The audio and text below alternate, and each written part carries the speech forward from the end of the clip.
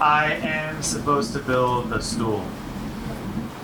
My lover tells me she's not leaving, and my heart can't believe her. 3 pots bake in the sun, and in the garden bed 2 boards yawn at the joint where one warps away and the other weeps like a kitten. I can't bear to plant anything here. In the other beds, asparagus in rebellion, lettuce sawn at the neck, onions swarmed with summer ants. I can't build the fucking stool.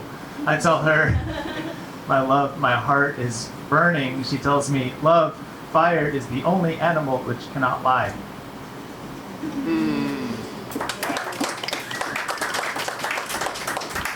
My name is John Leo. I'm so happy to be here. Thank you so much to everyone who joined in the open mic. Thank you to Zora for being here. Your poems are outlandishly good. I'm honored to be on the same stage as you. Let's fucking rock. Any fans of the monarchy in here? Oh, my homies hate the monarchy. Okay. Cool, well, we'll see how this one lands. This one's called Charles II. By the time he died, the last Habsburg could barely lift his head. It was so full of water.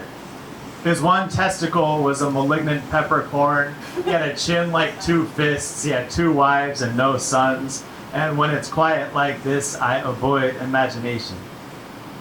I was born on a Friday morning. My mother cries too much. In a tangle of yellow sheet, 2 blind men dream of I Love Lucy and dirty porcelain. When they wake to the sound of mail trucks idling, they realize they are relieved to be in a life at all. One of them knows how to ride a horse, and the other is a vegetarian, and he wasn't born blind, and so stays up some nights explaining the stars. They're like fireflies. No, they're incredible. Yeah, and incredible white burning. Yeah, this one always leans north. Yeah, I have felt alone, but never like this. So listen, I regret all of it. Just look sweetly at me. Touch my hair. I can feed myself cracked pepper. I know the color of Mars in autumn. Here, swallow this scorpion. A king is dead. Woo!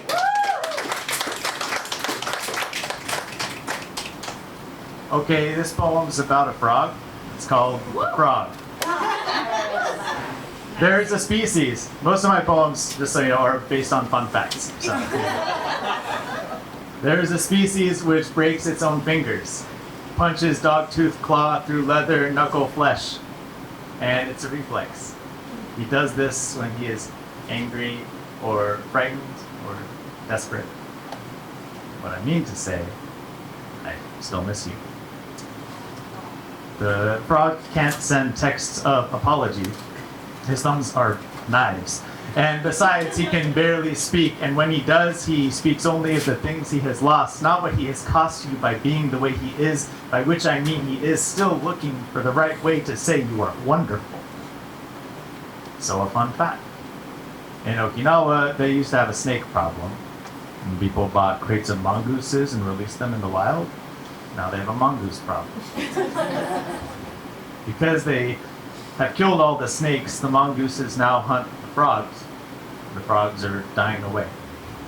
Some of them going back to face their parents, their old teachers, maybe to admit things didn't quite work out. And my darling, after all our years together, you know I am the frog, but also you must know I have hunted my share of frogs, tasted leather flesh when I pierced it with my lone white fang, gone bloody-faced and chittering into the jungle to hunt my other selves. Those 2 were from my first book, The Names of Ancient Wars. Everything else is new shit. Let's rock. Anybody ever been in a grocery store and felt like you wasted your life? All right. I mean, growing up in the South? I mean, every time I go to the grocery store. Let's go, Zora. That's what I'm saying. This one's called Checking Out. Okay, there's digitized ads embedded in the grocery freezer door. There's a gingerbread b-boy follows me with gumdrop eyes, and the line is long and it's only getting lonelier. The cashiers have been replaced with stanchions, kiosks, a murmur and chirp of the future swallowing a bird's nest. They say time is a thief and regret is the only thing which cannot be bartered. The man ahead of you paces the station, unsure which track will return him fastest to a diminishing past, the good feeling of kissing a girl on his mom's couch, his chest pounding like he'd been hit by a Mujahideen rocket, like the gut-shot dummy from Bruce Lee's one-inch punch at Long Beach Expo 64 when he moved so fast the shutter speed couldn't catch the bullet of his fist and the camera's spooled to empty.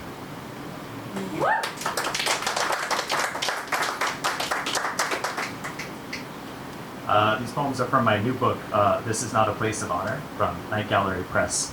It's been such a joy to work with Josh, Night Gallery man himself. Zora talked so much about eating pussy that I had to read this one.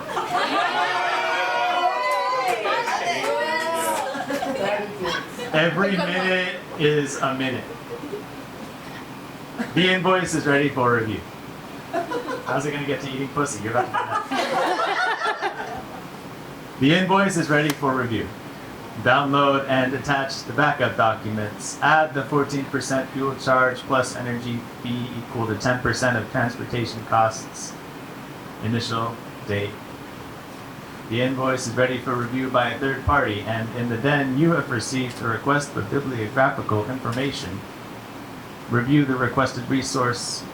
Apply the article fee if applicable to your daily report.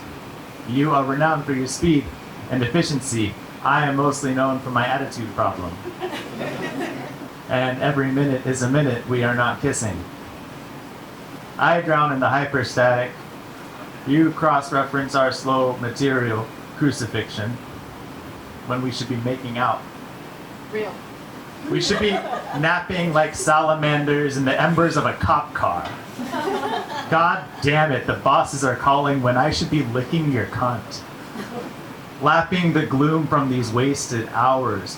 Every minute is a minute we are not waltzing through the great collapse. The jazz band's buckling under an epic of oil and wine. The flame of the old world casting a shadow across your cheek in time with the melody so dark it blooms like the pure lotus of an hour.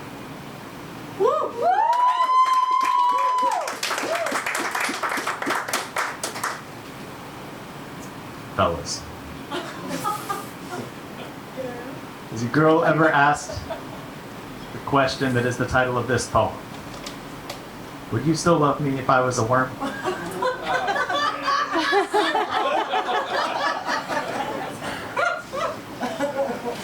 Yeah, I see the appeal. To slouch out of your flesh, to join the slime in senseless utility, to dance blissful on the concrete every time it drizzles. No more laundry. No more breaking down, except of soil. Of course I would love you. I would feed you the finest mulch. Peaches, dill, rose petal, bitter sprig of mint. And with one handsome shovel thrust, I could split your body. A new end would sprout from the wound. New head, new tail, double trouble. Man, I wish it were so easy to multiply a good thing. My lovely wormy wife. I'd take 10,000 of you. What a garden we would have, baby. The soft earth, effortless with your tunnels, your many selves diverging peacefully until the ground murmurs at the promise of rain.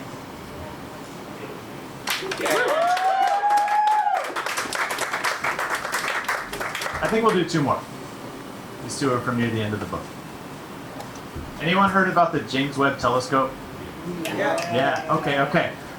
It's a telescope they shot into deep space, farther than any telescope has ever seen before, and returned photos from the edge of the galaxies. Quite amazing. Please look it up. This poem is called Marginalia, Photos from the Edge of the Galaxy. We're decorating model telescopes to celebrate the deep space photo shoot. Not just Jupiter in the nude, but the Vanta black paneling along the backside of heaven. Mine's made of popsicle sticks, barefoot Pinot Grigio labels gorilla glued to the neighbor kid's potato cannon. And yours is an eBay prop from an unreleased Nosferatu sexploitation remake. Count Horlock, Vampire, Trampire, Deep Space Impact, etc. There's a white bull, cinnamon patina, cattle grazing. We're picking up radio chatter. There's a joke about a sweet potato, and I can't relay it to you. It would take too long, and all we have is tire fires. These days, I'm not smoking. I'm working out a little. I am hoping you will love me as I cannot love myself. As yogurt makes more yogurt. As Laplace's theory of superdeterminism curdles in the black hole behind the handy time while we browse inside for your favorite kind of popcorn. You're right. 15 years is long enough to forget the half-life smell of burnt Kona blend, diminishing like the lost continent of Texas, dripping up against gravity to scorch on the tectonic hot plate of terminal longing. I'm determined to disremember some of that bad shit. To jettison the slow-mo footage of a cricket burrowing into the hairline crack beneath my baseboard, Neptune's eye twitching like a plugged gun barrel, a lip white with milk.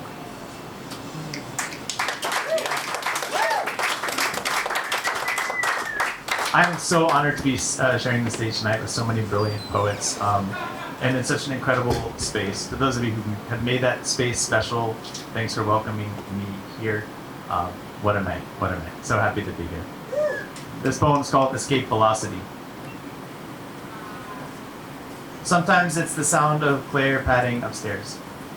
Sometimes the light, the gristle of cat litter and carpet, the yolk of a detergent pod, nest of elastic, jar of cream.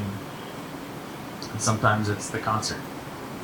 The second time we've seen this band, the Peaches and Plums or something, the sip of gin, yokels nattering, virginity as a concept, flypaper on my eyelids, and I remember the first concert, the Venom, the black boots, and it's as simple as this. We used to be unhappy. So let's have another round of gin. Prestige TV episode recaps. The barkeep pacing with a roast chicken under her arm. I asked for a peach seltzer, and I mean to say apricot, but yet the peach is dazzling. Like a lovely error, like a beach vacation where every store is closed because of a rare and vulgar holiday particular to seaside towns, and we, undeterred, feast like martyrs on kelp foam, crust inside a murmuring whelk. This is how we escape. Sometimes the parabola, sometimes the asymptote, greenery overtaking concrete, solar flare, fuel, textbook, zipper merge, the line of your palm, the horoscope, and the lens. Thank you so much.